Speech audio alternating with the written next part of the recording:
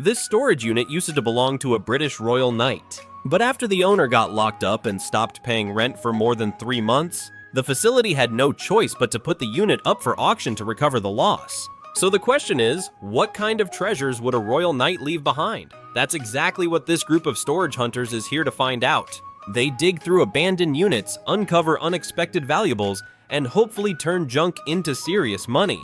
Today's auction is taking place in California's Central Valley. Over on one side, Dan is full of energy. He says he personally picked out several prime units for this trip, and according to him, every one of them is a winner. In his mind, the buyers are about to make a fortune today.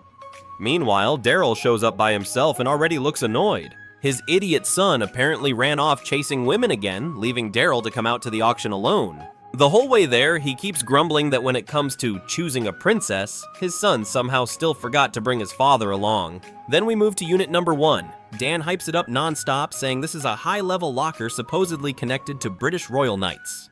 But the second the door rolls open, the buyers' faces say it all. The unit is tiny, barely bigger than a closet, and the floor is covered in broken glass. There's not much in there, and what is there doesn't look impressive. So this is what Dan meant by top tier? Still, Jared notices a spotless white leather office chair and a few bar stools that catch his eye. They look like they're in pretty decent shape, and since his secondhand store does well with furniture like that, he figures there could be some easy resale money here. Once the bidding starts, the unit looks weak enough that only Jared and Ivy really bother getting involved. The opening bid is $100, and after several rounds, it still hasn't even made it past $300, but somehow Jared starts getting more and more worked up. He's muttering under his breath, clearly getting irritated, and Brandy can't help laughing at him. After a painfully slow back and forth, the price finally creeps past $500. Ivy tries to take it for $550, but Jared doesn't let him. He jumps straight to $600 and shuts the door on everybody else. After Dan counts it down, the bald guy comes away with the unit. Now it's time to see whether the gamble pays off. Jared and Brandy start sorting through the contents. The office chair, a mini fridge, and a small chainsaw only bring in a disappointing $130. 2 collectible sports cards do a little better and add another $450. Even then, the couple still hasn't made their money back. And while clearing out the unit, Jared nearly gets his bald head split open. Luckily, buried in this unit, they uncover something much more interesting: a high-end English saddle and a piece of knight-style riding gear. Normally, these two love acting wild, but when they're faced with real horseback equipment, neither of them has any clue what they're looking at. Since they can't identify it themselves, they decide to bring in an expert. A moment later, they head over to a riding arena and meet horse specialist Tia. After a quick look, Tia confirms it. This is genuine English royal-style riding equipment. The saddle is made from premium leather, built for comfort even on long rides. The boots and riding gear help keep your legs straighter and your posture cleaner in the saddle. And the helmet? That's the finishing touch. Put that thing on and suddenly you're the best looking rider in the whole place. After all the praise, Tia finally makes an offer, $1,300. Just like that, Jared and Brandy go from worried to thrilled. In the end, their total take reaches $2,080, which leaves them with a $1,480 profit after costs. And honestly, seeing Jared actually make money is already rare enough. But the next unit is where things really start getting interesting. When the door opens, it's another small locker, but compared to the last one, this one looks way better. There's a DVD player, Yamaha speakers, and an audio mixer. The second Daryl sees it, his eyes light up. Not because of the electronics, but because there's a full drum set inside. That instantly wakes up every artistic instinct in his body. To Daryl, if he doesn't take a shot at this unit, it would feel like a personal insult to his identity as a musician. At the same time, Ivy is eyeing the whole thing too. He may not care about the music side of it, but to him, all that random gear is opportunity.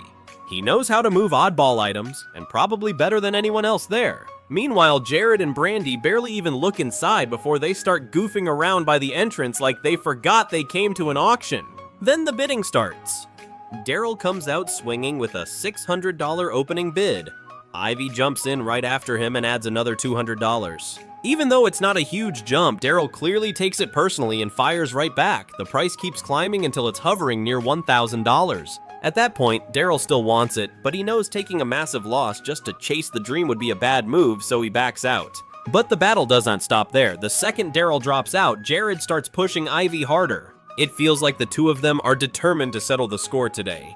But in the end, the one who really stops Jared isn't Ivy, it's Brandy.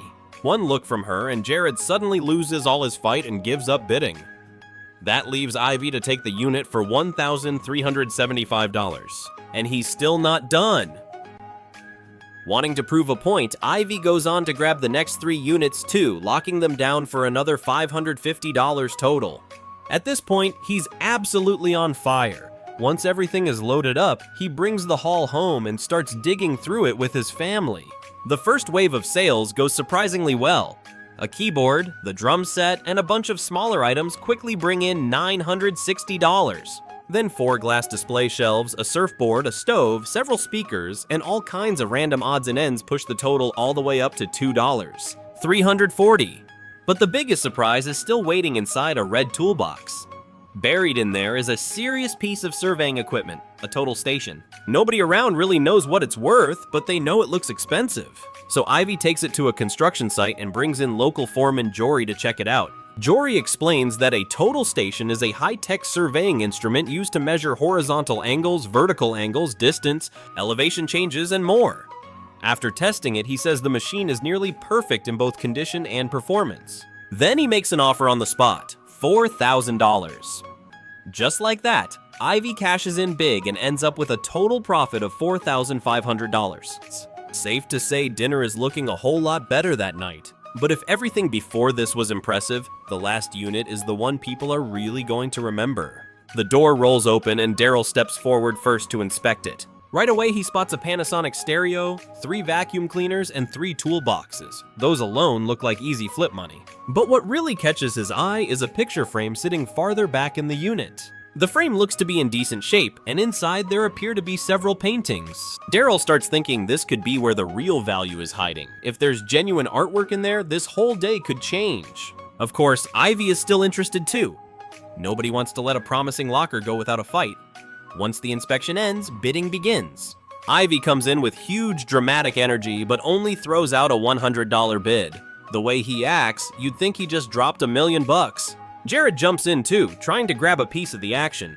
After a few rounds, the price rises close to $500, while Daryl stays calm and collected the whole time. Then, when the bid reaches $800, Ivy tries to sneak in a last-second raise right in front of him. That's when Daryl decides he's had enough. He throws down a hard $950 bid and shuts the whole thing down, sending everybody else home empty-handed. But instead of checking the unit right away, Daryl takes a moment to walk his sweetheart back to the car. He even asks her if she has enough money for gas, and tells her to use his card if she needs to. For all his chaos, Daryl actually has a surprisingly caring side. Then he finally gets to work. Almost immediately, he finds several pairs of old sunglasses and loose lenses. Judging by the style and the patina, they look old, maybe even collectible. He knows they could be worth something, but he's not confident enough to price them himself, so he sets them aside for an expert appraisal. After that, he sorts through a Yamaha guitar, some festival items, a few odd little figurines, and plenty of random junk.